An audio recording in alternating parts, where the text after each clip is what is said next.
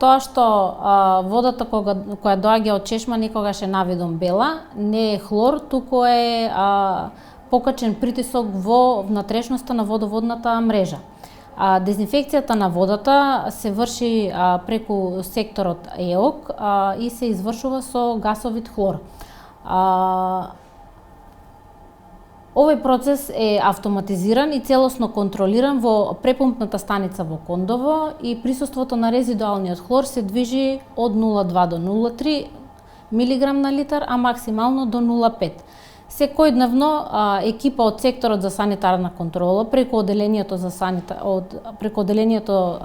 санитарна контрола излегува на терен и зема примероци од 40 мерни места во градот Скопје, каде што на лице место се мери присуството на резидуалниот хлор, кој што треба да се движи од 0,2 до 0,5 мг на литар, согласно важечките законски регулативи.